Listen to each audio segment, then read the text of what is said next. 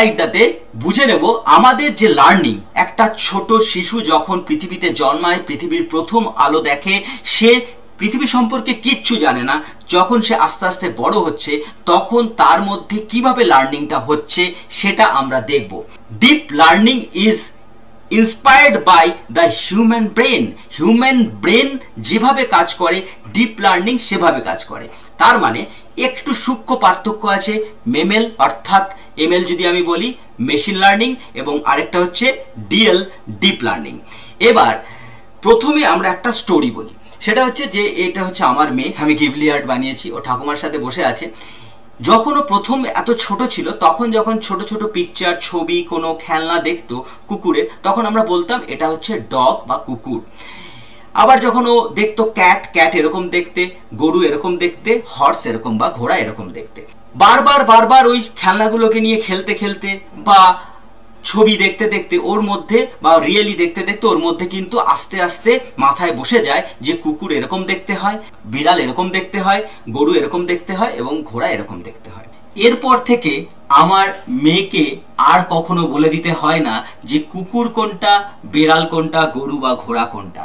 তার মানে সে নিজে থেকেই আইডেন্টিফাই করতে পারে, কারণ তার মধ্যে কিছু ডেটা দিয়ে, ম্যানুয়ালি ডেটা দিয়ে তাকে শেখানো হয়ে গেছে।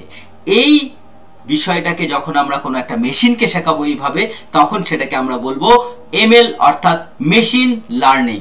এর পরের গল্পটা শোনো। আমার মেয়ে আস্তে আস্তে বড় হচ্ছে। বড় হতে হতে সে বিভিন্ন সিনেমায়, বিভিন্ন কার্টুন চ্যানেলে দেখতে পেল অনেকটা কুকুরের মতো একটা জন্তু, কিন্তু তাকে অন্য নামে ডাকা হচ্ছে। সে দেখতে পেল ছোট ছোট বাঘের বাচ্চা, কিন্তু তারা বড় হলে অন্যরকম দেখতে, গরুর মতোই কিন্তু কিছুটা আলাদা, ঘোড়ার মতোই কিন্তু বেশ কিছুটা আলাদা।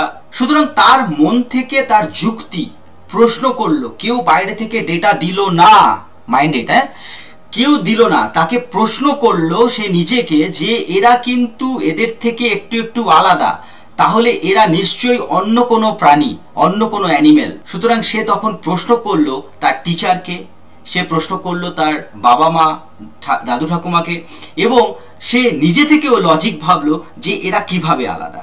তখন তাকে বুঝিয়ে দেওয়া হলো যে দেখো, এই যে প্যাটার্ন অনেকটা এক হলেও এদের যে মুখ, এদের যে লেজ, তাদের প্যাটার্ন আলাদা। তারা শিয়ালের লেজটা লোমশ, আবার এর সাথেই যদি হায়না হয় সে কিভাবে আলাদা সেটাও তাকে বুঝিয়ে দেওয়া হলো। একটা ঘোড়া এবং একটা গাধার মধ্যে কি কি ডিফারেন্স হতে পারে সেই ডেটাগুলো তাকে দিয়ে দেওয়া হলো, এবং সে তখন তার সেই যুক্তি অনুযায়ী, তার আগে থেকে যে যুক্তিগুলো তৈরি হয়ে গেছে এবং তার যে পুরনো ডেটাগুলো তার মধ্যে রয়েছে, সেই ডেটাগুলোকে নিয়ে তুলনা করে সে একটা নিজস্ব যুক্তি বানিয়ে রাখলো যে এরকম দেখতে হলে, এরকম দেখতে হলে তাকে আমি এই এই নামে ডাকবো এবং চিনতে পারবো।